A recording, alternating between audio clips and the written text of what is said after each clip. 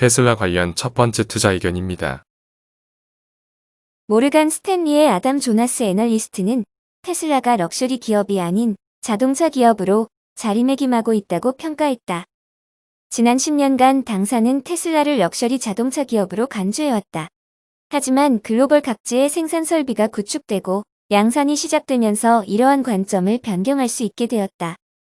2030년에는 테슬라의 매출이 포드 모터나 제너럴 모터스보다 커질 수 있다고 전망했다. 1년 전까지만 해도 전통적 자동차 기업들은 전기차 시장 점유율을 장악하는 데 있어서 테슬라보다 전략적 입지가 유리했다. 하지만 테슬라는 예상되었던 것보다 훨씬 빠르게 포트폴리오를 다각화하면서 생산량을 확대했으며 반대로 전통적 자동차 기업들은 전기차 기술 개발이 생각만큼 빠르게 이루어지지 못하고 있다고 분석했다. 다만 높은 밸류에이션을 지적하면서 비중 축소 의견을 유지했다. 목표 주가는 740달러에서 1050달러로 상향 조정했으며 강세 시나리오에서의 목표 주가는 2070달러에서 2500달러로 상향 조정했다. 테슬라 관련 두 번째 투자 의견입니다. 전기차 제조업체 테슬라에 대한 투자 의견을 하향 조정했다고 마켓워치가 28일 보도했다. 번스타인의 토니 사코나기 애널리스트는 테슬라의 투자 의견을 시장 수익률에서 시장 수익률 하회로 변경하면서 목표 주가는 900달러로 유지했다. 사코나기 애널리스트는 전기차 발전에 낙관적인 입장이고 테슬라가 누리는 구조적 이점도 인정하지만 가장 낙관적인 시나리오를 적용해도 현재 테슬라의 밸류에이션을 정당화하긴 어려운 상황이라고 분석했다. 테슬라 주식의 강세 흐름을 이해하지만 이제는 대형 기술주 대비로도 비싸 보일 만큼 밸류에이션이 믿기 어려운 수준에 도달했다는 게 그의 견해다. 사코나기 애널리스트는 테슬라의 기업 가치가 도요타나 폴크스바겐 수준에 육박한다며 이들 기업은 생산량이 2천만 대인데 비해 테슬라의 생산량은 50만 대에 불과하다고 지적했다. 그는 테슬라 주식을 매도해야 한다는 입장은 아니라며 향후 1년을 내다볼 때 테슬라가 스탠더드 앤드 푸어스 500 지수의 상승률을 계속해서 웃돌 것으로 상상하기 한층 더 어려워진 것이라고 설명했다.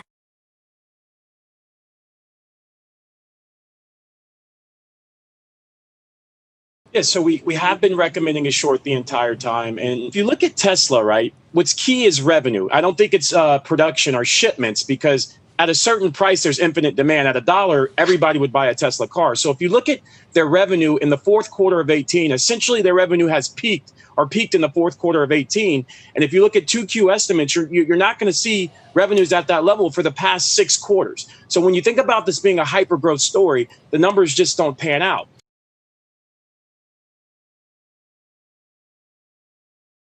If you go on and you look at their market share, Netherlands, Norway, Spain, and the reason why we cite those is because they provide registrations daily. Tesla's market share in those 3 countries combined has fallen from 35% in the fourth quarter of last year to 3% 2Q quarter to date as of last Thursday. And specifically Norway, which is the most advantageous market for EVs, they basically subsidize 50% of the EV. Tesla's market share has fallen from roughly 37% in 1Q of 19 to roughly 4% 2Q quarter to date through today. And the reason why Norway is important is because if you're thinking the world is going EVs, that's the market to look at. That's where you have all the competition. And keep in mind, Tesla's market share in Europe is literally collapsing despite the fact you don't have the small, fully EV crossovers from BMW, Volvo with the Polestar, Mercedes, VW that are coming out later this year.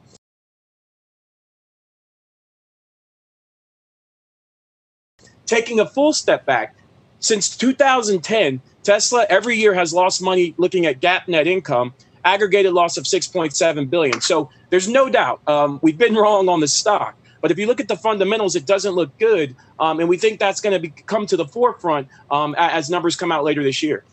보잉 관련 첫 번째 투자 의견입니다. 보잉의 데이브 카룬 CEO는 11월 대선에서 도널드 트럼프 미 대통령과 조 바이든 전 부통령 중 누가 당선되는지와 상관없이 미 정부의 국방 예산은 높은 수준에서 유지될 것이라고 자신했다. 누가 대통령으로 당선되는지는 미 국방 정책의 향방에 있어서 상당히 중요하기는 하나 사업적으로 봤을 때 둘 중 선호되는 후보는 없다고 주장했다. 20년 2분기에 보잉은 매출액 66억 달러로 전년 동기와 유사한 수준을 기록했으나 동기간의 상용기 부문 매출은 전년 동기 대비 65% 이상 급감한 16억 달러에 불과했다고 전했다. 보잉 관련 두 번째 투자 소식입니다. 바론즈는 보잉이 컨센서스를 하회하는 20년 2분기 영업 실적을 발표했다고 언급하며 이와 관련한 일부 IB들의 의견을 다음과 같이 취합했다. 바티칼 리서치 파트너즈의 랍 스텔라드 애널리스트는 보잉의 20년 2분기 손익계산서 항목 중 거의 모든 부문은 당사 예상보다 부정적이었다. 동기간이 동사에 있어서 저점이었다고 믿고 싶으나 동사가 여객기 생산대수 감축 계획을 밝혔다는 점을 고려했을 때 앞으로 현금 소진 추세는 악화되기만 할 것이라고 분석했다. 투자 의견 중립, 목표 주가는 153달러를 제시 중이다. 벤치마크의 조시 설리반 애널리스트는 보잉의 20년 2분기 영업 실적은 부진했으며 동사가 월간 여객기 생산대수 감축을 발표한 점은 우려 요인이라고 밝히면서도 동사의 현금 소진 규모는 당사 예상 대비 양호했다고 평가했다.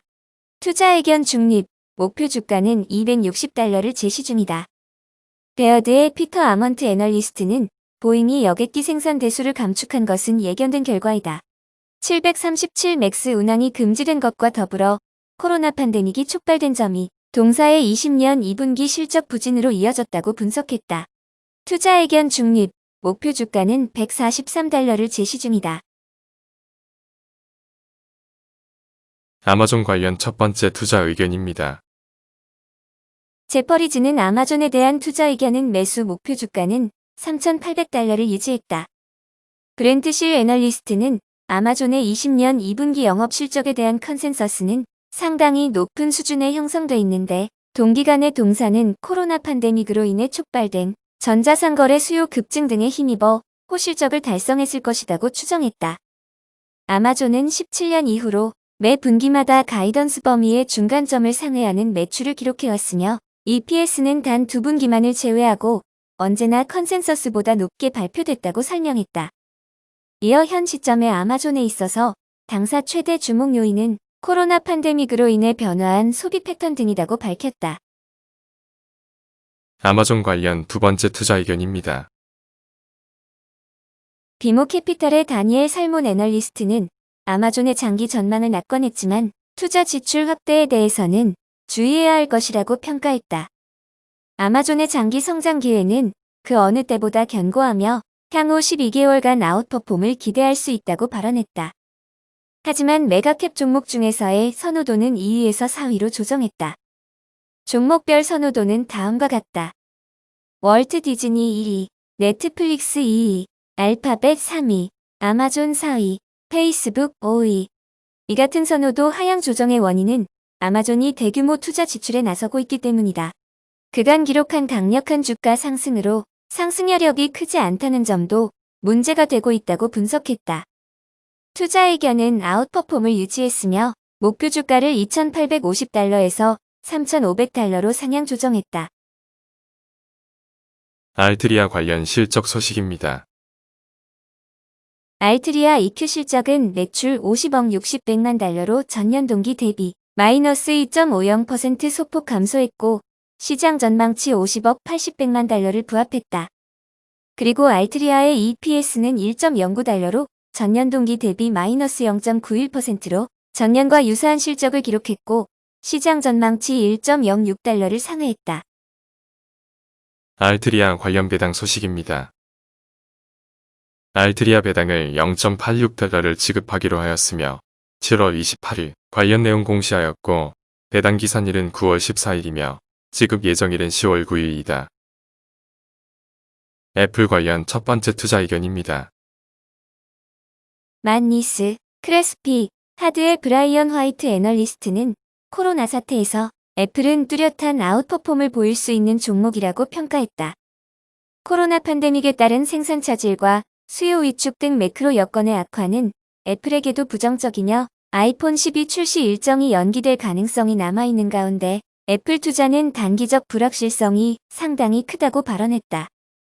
하지만 애플의 재무 상태는 견고하고 브랜드 가치는 독보적이며 서비스 사업과 파이프라인 혁신을 통해 성장 동력을 확보할 수 있을 것으로 기대된다고 언급했다.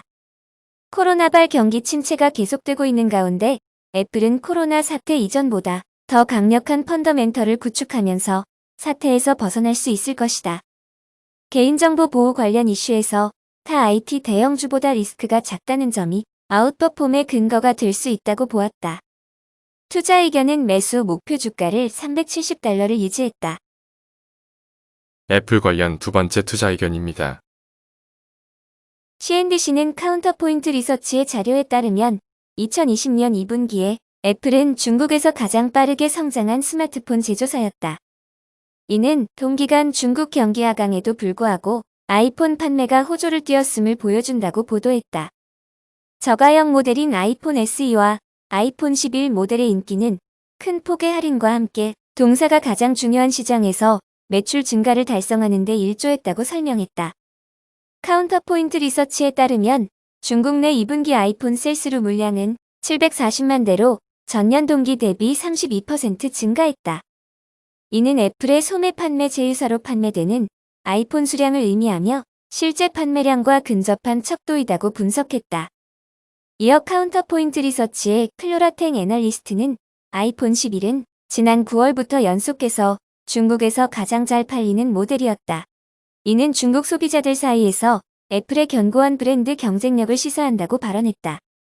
한편 중국 상하이 소재 신호 리서치에 따르면 2분기 아이폰 판매량은 전년 동기 대비 62% 급증한 1,300만 대이며 전분기 대비로는 225% 급증한 것이다. 이는 애플이 1분기의 코로나 사태로 인해 중국 내 매장 영업을 일시 중단했으나 2분기에 회복세를 기록했다는 점을 강조한다고 발언했다. 중국 내 웰스파고 관련 투자 의견입니다. 버터스 인베스트먼트 파트너즈의 조 테라노바 시장 스트래터지스트는 JP모르간 체이스와 웰스파고의 2분기 실적 발표 성과를 다음과 같이 강조했다. 이번 실적 발표에서는 분명히 승자와 패자가 나뉘었다고 발언했다. 웰스파고의 찰리 샤프 CEO는 경기 침체기의 기간과 극심함에 대해 언급했으나 JP모르간의 제이미 다이몬 CEO는 난공불락의 재무 여건 등을 이야기했다고 전했다. 머니센터 은행들 중 특히 JP모르간의 트레이딩 관련 매출은 주가 상승 촉매제로 작용하고 있다고 분석했다. JP모르간은 이전 수년 동안 실행했던 기술 투자를 통해 이번 팬데믹 이후 타머니센터 은행들보다 효율적인 방법으로 고객들에게 다가가고 있다. 이는 투자자들이 동사 주식을 보유해야 할 이유이다고 강조했다. 웰스파고의 분기 배당 소식입니다. 7월 29일 변경 내용 공시를 통해 주당 0.1달러를 지급하며 배당 기산일은 8월 6일이고 지급 예정일은 9월 1일이라고 발표했다.